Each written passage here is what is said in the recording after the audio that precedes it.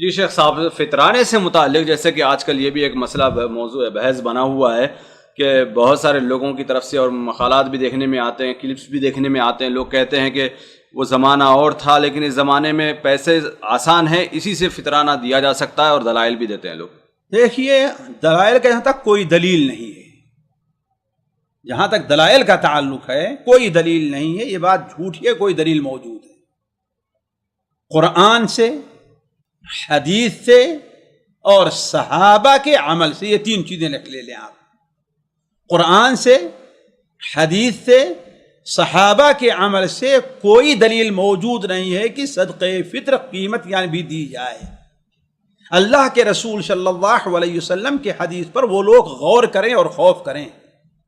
یہ ضرورت یہ ہے کہ نصوص کی تقدیس کی جائے، اللہ کے رسول سے جو نصوص ہیں قرآن حدیث کے ان کو سامنے رکھا جائے۔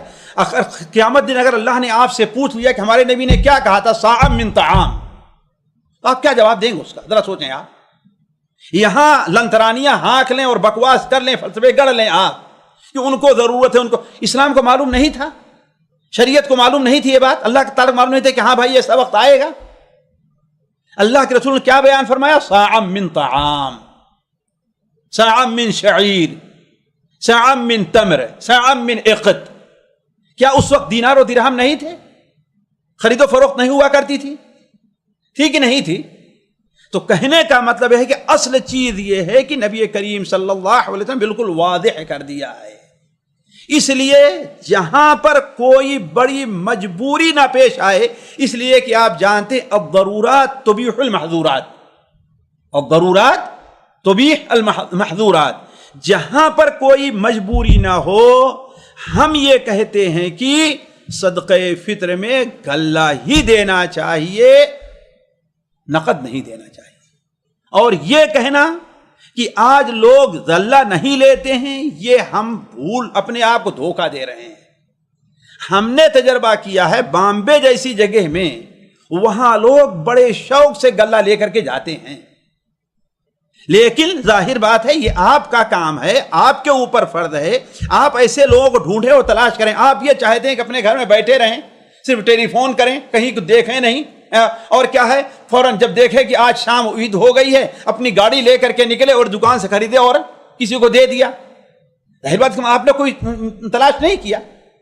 تلاش کیجئے آپ کے پڑوس میں عید کے دن جو آپ چاول کھاتے ہیں، جو آپ سوئیاں کھاتے ہیں، اسی میں سے لے جا کر کسی بیوہ اور غریب اور یتیم کو دیے، بڑے شوق سے لے لیں گے، اس لیے کہ یہ چاول ان کو سال میں کہیں دیکھنے کو نہیں ملتا ہے۔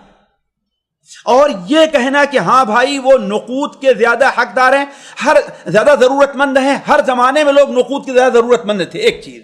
دوسری چیز، اللہ کے بندے سارا کا سارا معاملہ صدقہ فطر ہی کے اوپر کیوں آتا ہے؟ آپ جہاں آج 10 ریال یہاں مال لے رہا ہوں، 12 ریال آپ صدقہ فطر دیتے ہیں، 10 ریال اور نہیں کہا سکتے کہ یہ کھانے کے لیے ہو یا اس کے دوسرے کے لیے ہو؟ یہ کوئی مشکل ہے؟ اپنے بچے کو تو آپ عید کے دن 50 ریال دے دیتے ہیں اس کو جا کر کے اور اڑا دیتا ہے نا۔ غریب کے لیے آپ سے 10 ریال 15 ریال نہیں نکل سکتا؟ تو آپ کو اگر یہ فکر ہے اور یہ غم کھائے جا رہا ہے، جیسے بہت سے لوگ لکھتے ہیں اور دعویٰ کرتے ہیں نا کہ ہاں بھائی اس کو علاج کی ضرورت ہے، اس کے اوپر قرض ہے اور اس کو یہ ہے، کھانا ہوگا تو اس کے پاس کھانا تو موجود ہے، 50 فلسفے گڑھیں گے۔ اتنا درد ہے قوم کا تو 10 ریال اور نکالو نا، 15 ریال جمع کرو لوگوں سے اور ان غریبوں مسکینوں کو دے دو تاکہ ان دونوں کام چل جائے، شریعت کے حکم کے اوپر بھی عمل ہو جائے اور ان کا کام بھی چل جائے، آپ کا فلسفہ ہی پورا ہو جائے۔ علی کل حال اگر کوئی مجبوری نہ ہو، دیکھیے زیادہ سے زیادہ جو منقول ہے صحیح سند سے وہ حضرت عمر ابن عبدالعزیز سے ہے، کسی صحابی سے نہیں ہے۔ ہمارے یہاں جہاں جاتا ہے کہتے ہیں کہ ہم کسی کے مقلد نہیں، بڑے دعوے کے ساتھ کر دیا کرتے ہیں، ہے نا۔ اور یہاں ایک صحابی کے نام ایک تابعی کا قول آ رہا ہے نا، یا اہل کوفہ میں ابو اسحاق سبھی بیان ابو اہل کوفہ کا معاملہ ہے، لیکن عام مسلمانوں کا کیا رہا ہے؟ کوئی ایک حدیث بھی لا کر کے، حتیٰ کہ جہاں تک معاملہ یہ آیا ہے گیہوں کا معاملہ، تو اسے حساب تو لگایا ہے لیکن دیا ہے لوگوں نے گیہوں ہی، درہم نہیں دیا۔ حساب تو لگایا ہے کس کا؟ درہم کا، لیکن دیا کیا ہے؟ غلہ ہی دیا ہے۔ اس لیے میرے نزدیک احتیاط بلکہ شدید احتیاط کی ضرورت ہے اس سلسلے میں، اس لیے کہ یہ انسان کے اوپر واجبات میں سے ہے۔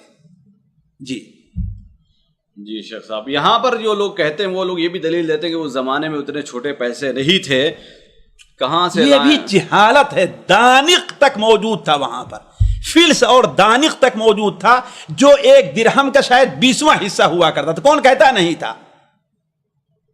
کون کہتا ہے نہیں تھا؟ 2.5 کلو کے حساب کا پیسہ آ سکتا تھا اس وقت؟ بالکل آ سکتا تھا بھائی۔ ایک دانق درہم کا ہمارے خیال سے پتہ نہیں 20واں کتنا حصہ، 10واں صحیح طور پر یاد نہیں ہے۔ دیکھیں آپ، حتیٰ کہ سنن ابو داؤد میں لفظ دانق کا ذکر موجود ہے۔ کون کہتا چھوٹے پیسے نہیں تھے؟ یہ سب فلسفے ہیں۔ جی شیخ صاحب، جیسے کہ آپ نے بتایا، اسی میں ایک سوال یہ پیدا ہوتا ہے کہ جیسے کہ آپ نے کہا کہ کچھ اناج وغیرہ، سیویاں وغیرہ لے جا کر دے جائیں، مثال کے طور پر اگر ایک گھر کی پوری ہماری زکوٰۃ فطر ہے اور ہم یعنی چاہیں تو ایک ہی اناج، سنت تو یہ کہ ایک ہی دیا جائے، کیا یہ بھی طریقہ کار جائز ہو سکتا ہے کہ آدمی اتنے پیسے کا حساب لگائے اور اس پیسے سے مختلف اناج خریدے؟